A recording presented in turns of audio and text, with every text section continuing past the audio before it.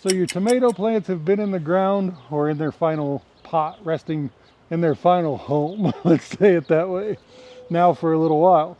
Now take a look at this. I just did the video on the yellowing of the leaves. These same plants, those were sister plants to these, those same plants that are in 1 gallon pots got super cold, started turning yellow. These guys are in the big horse troughs, so their root system stayed nice and warm at night, nice and green. So now what?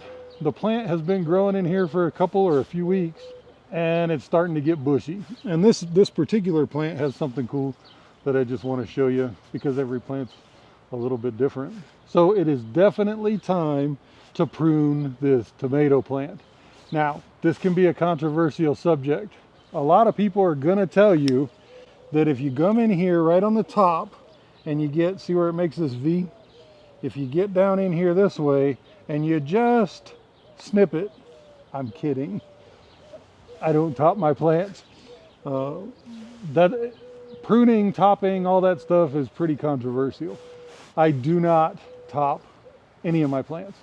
Pepper, tomato, any of that. I've tried it and I've tested it. It doesn't hurt. In my experience, it gives you more fruit, but smaller fruit. Your overall weight doesn't get any better. But we're going to talk about pruning for the health of the plant. So take a look down here. Let me try and get you in close. Okay, see how all these leaves down here are dragging the dirt? You don't want that. Now let me find you a prime candidate here. I just saw a big one down here. So if you can see right here, this big branch, see here's your actual branch. This big thing coming out of basically the armpit, or right between your main stem and your branch, is a sucker. I definitely don't want any suckers that low, and we'll talk more about suckers in just a minute. But first I'm going to get rid of it. And then I also want to show you what else you can do with those suckers. Now aside from that, any of these branches that are down here dragging on the soil, I get rid of them. You don't want any of your branches dragging the soil. Main reason for it, so take a look here. There's another sucker right where my band-aided finger is, and the branch. I'm going to take them both. And I know this seems extreme, but I promise it's not. So I'm going to go around this plant and get all the low-hanging stuff so nothing drags the soil. Now this plant, you'll see it on tomato plants sometimes, but this plant is a little bit unique where, take a look here, it grew up and it wide immediately. So I'm going to take this lower branch, and there, we're going to leave it alone. And I know you're probably thinking, sure, leave it alone after you massacre it. So the trick is, you want everything down here, you want air to be able to flow up under here, and you don't want any of the disease or bacteria or anything in this soil getting up on the leaves. It'll cause all kinds of problems. On the topic of the suckers, it's completely up to you. You have to decide how you want the plant to look. You can not take any of the suckers off, or you can take them all off. Now, if you don't know, the suckers make a whole nother plant on its own, and I'm going to try to show you that. But you can actually cut and clone those suckers really easy.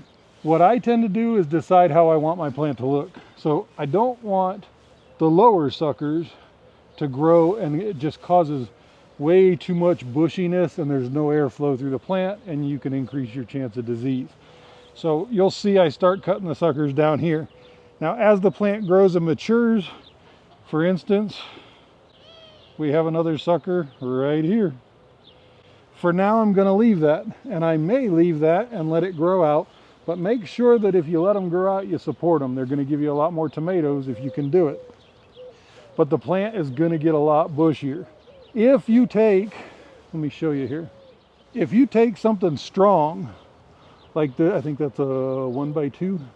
If you take a 1x2 board like that, and you use it and say like 10 foot tall, and get it to where this plant is super supported, and as it grows up every few inches, whatever, you put a strap on that, that plant is nice and strong, and you cut every sucker off of this plant, it will grow and grow in a straight line. They call it single stemming.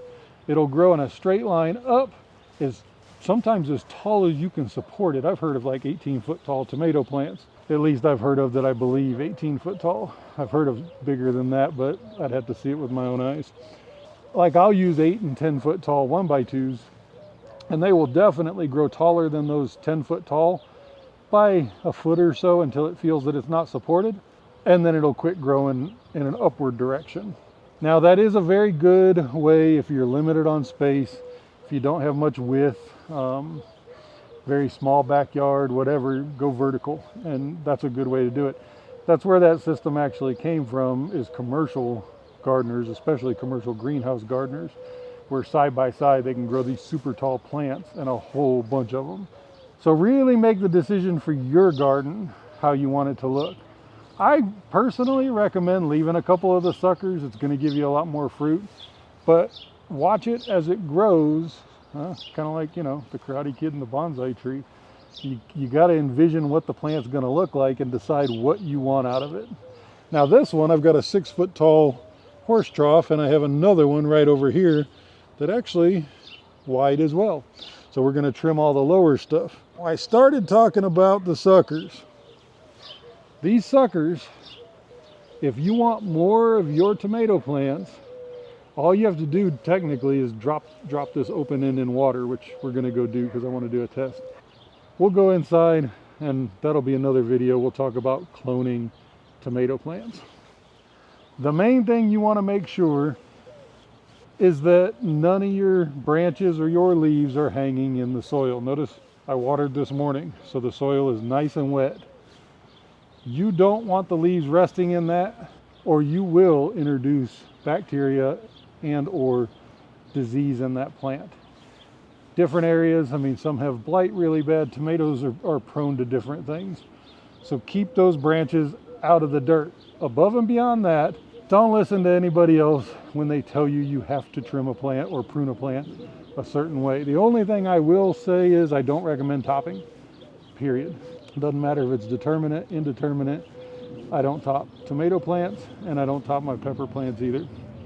It's your plant, and you have to decide what to do. All right, just another quick tip from the chili prepper. We'll see you on the next one.